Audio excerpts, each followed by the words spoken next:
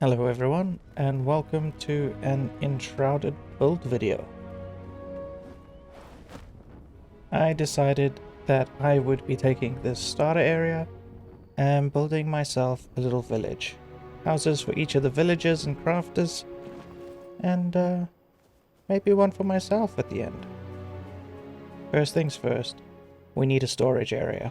So, I decided to create a storage basement right underneath the altar.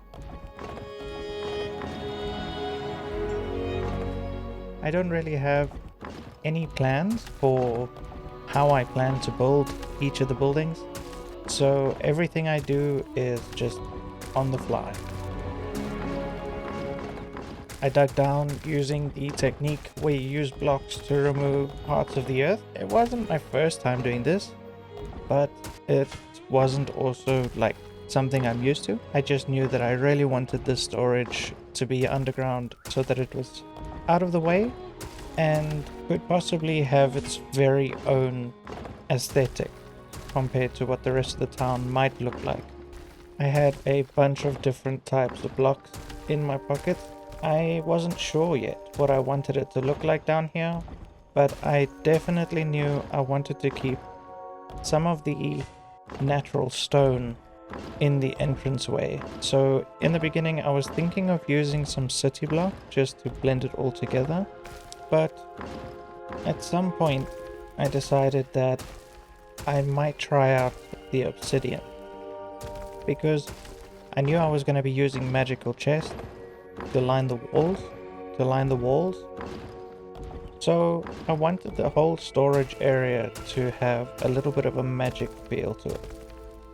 There are a few times that I make a miscalculation or a building mistake in all of my builds actually. Calculating and numbers are not my strongest point, so if you can spot the mistake I made, let me know in the comments. I decided to do the ceiling up with the city wall block just so that I could see what it would look like if that was the look and feel I was going to go with. With the basic shape now set in place, I decided that I needed to see a little bit easier inside this room and not have the floor super cluttered. So I decided to put these glowing pieces, the luminescent blocks, just so that I could have some sort of ceiling light instead of having lamps all over the floor. This is the first point where I actually start experimenting with different blocks as trims or accents, but you will see as we go through the video that I experiment with quite a few different ones. Red marble, the well block actually turns out to be one of my favorites here. But I'm sure that there's a lot more that other people could come up with. I really love the cold feeling that the obsidian blocks bring. Even just the flooring is so beautiful. I decided to go with the round hobbit style door because it is an underground storage, and I thought that might look quite cool to walk through something that's rustic into an area that's definitely tainted with magic. These little green windows, the ectoplasm blocks, turned out to be so cool because they give off this little green glow, and you'll see later on in the build how I use them to light up certain parts of the room.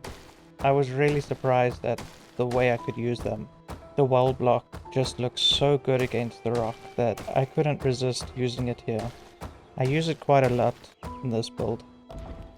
I was going to put walls in, but I decided to rather flatten them and have one supporting wall. I like having the rock in the entrance, the natural rock feel. It looks really good.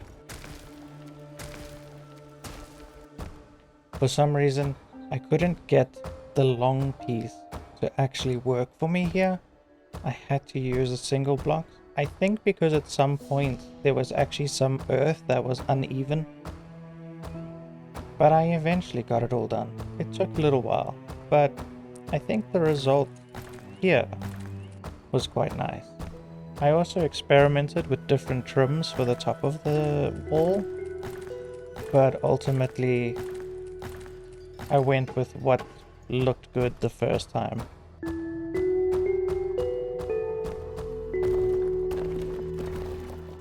With the whole room just lighting up from the luminescent block and the reflection on the obsidian block, I decided to put a cross through the ceiling.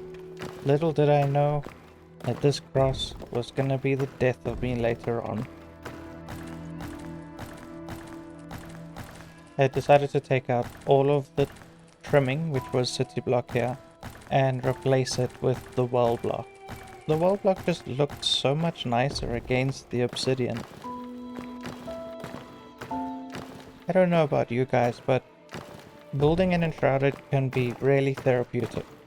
The only thing that really grinds my gears about it is sometimes you just can't see past your character.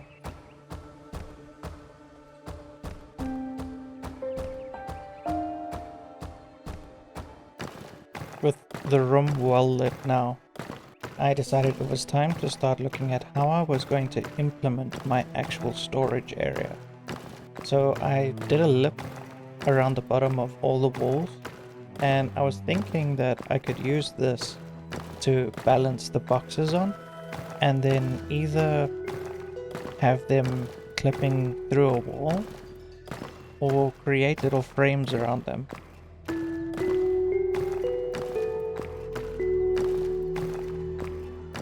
One thing that I do quite a bit is build with the trims. I don't know what you call them. It's the little details that stick up off of blocks. I know you can turn them off, but I like having those details there because when I'm not building and playing around, I have them turned on all the time. So I like sort of knowing exactly what it's going to look like. Here I tried placing them inside the wall. It looked nice, and I guess it could work, but I decided I didn't want that too much. What I really wanted was to have something that looked good, but have dimension to it as well. I tried to add some dimension here by framing them, but for some reason it just felt, I don't know, flat. You're gonna see me experiment quite a bit with different blocks and styles, or I guess ways of putting it together. I even used some red marble at one point in the corners, I think. You'll see that coming up.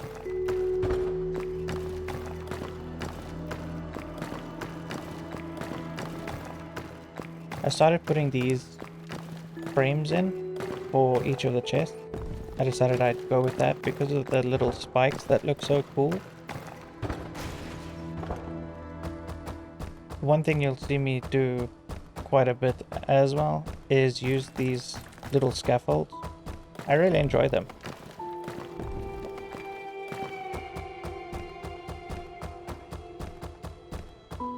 While I was doing this, I was debating with myself, and ultimately I decided that instead of the spikes, I am going to be using the well and the wall block and just accent the entire room in one go. I don't have the best focus, so sometimes when something pops in my mind, I run away and do it. With the wall blocks all the way around the room on the ceiling, I came back to the wall.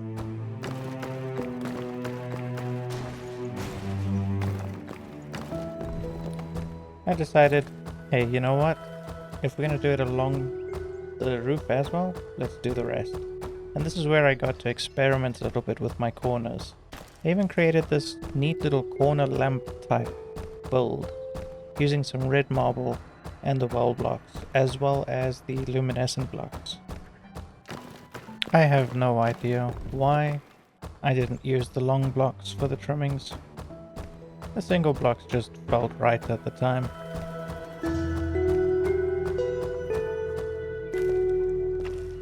With the corners done, I came back to the storage chest area.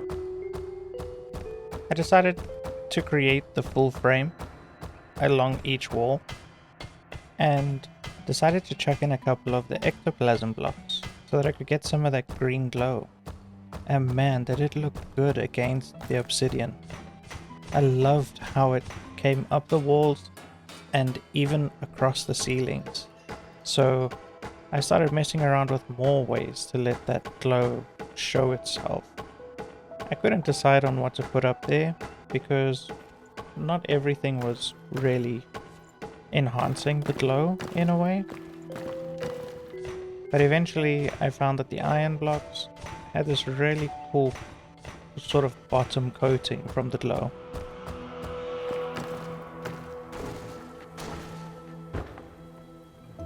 It was time to place the boxes. But then I realized that I didn't count all my blocks correctly here either.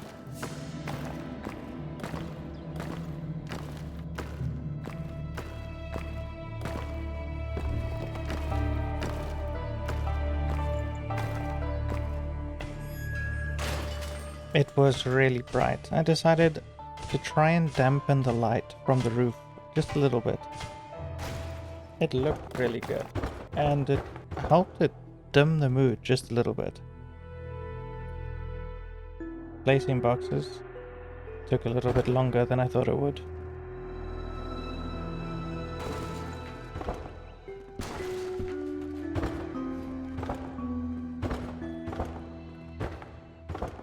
Eventually, all the chests were in for the first wall.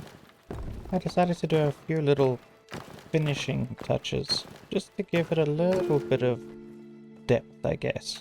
Oh, and then I remembered that I had this for my entrance. It was looking good. If you'd like to see what the rest of the room turns out and how the big changes happen, check the next video.